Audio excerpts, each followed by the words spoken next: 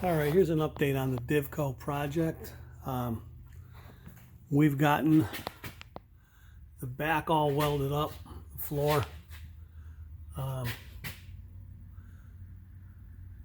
along here, along the square tubing. We actually drilled and put some anchor bolts. There's 4 of them. You can't see 2 because cross member's in the way. For a seat, bench seat in the back.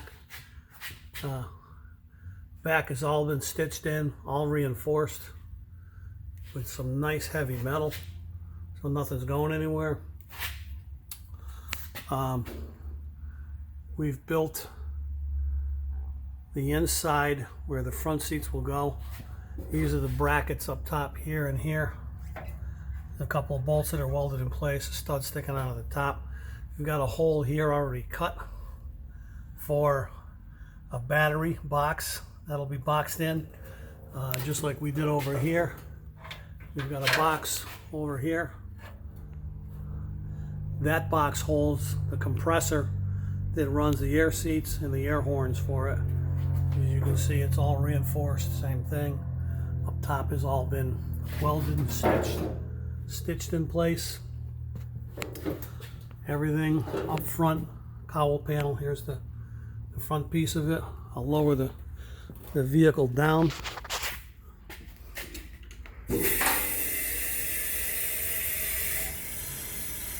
So here's the inside here. That's where the box is going to go. There'll be a door there. We'll make a door with a latch, and that right there is where the battery will go. I'll bring this down a little further. We grafted the dashboard into it. So this whole cowl piece here was out of the donor vehicle, the Trailblazer.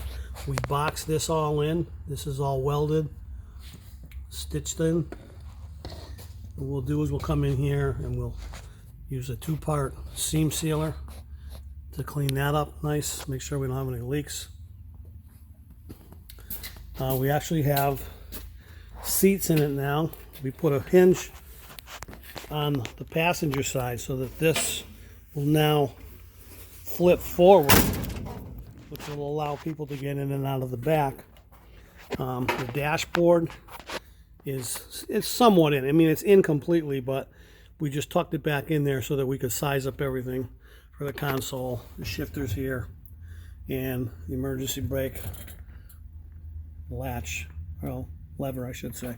There's a lot of wiring and cables and stuff. We had just kind of had to flop it out of the way so that we could test fit putting the dashboard back in. But everything fits nicely. We'll trim that all out. We'll make a piece for up here because there's obviously this doesn't go to this truck, so we're going to make a panel that has a filler in here, and then we'll have the upholstery guy match the color of the dashboard with something in material that will look like this grained material here on the top of the dash pad. Now I'll walk around back, and here's the seat. There's a bench seat. This is just the frame.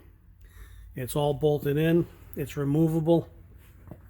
The brackets are also removable if we want to take these out. But you pull on this lever and the seat comes right out. So if we ever want to take that out of there, we can.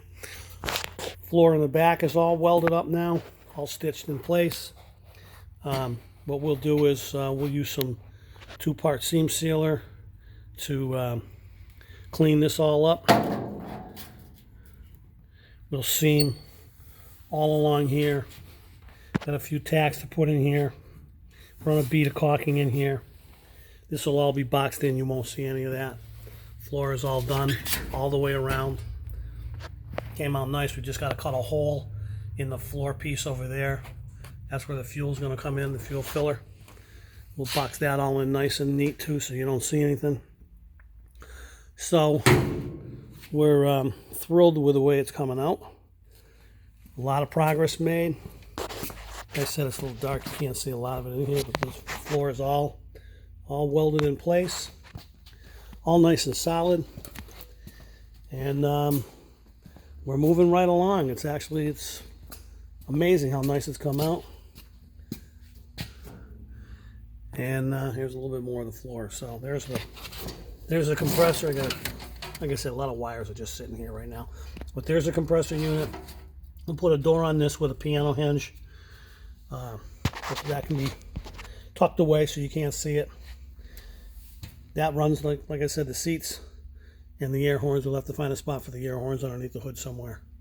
Insides have all been boxed in over here. Right down to the floor. It's a little hard to see. You got the same thing over here. And that's all boxed in.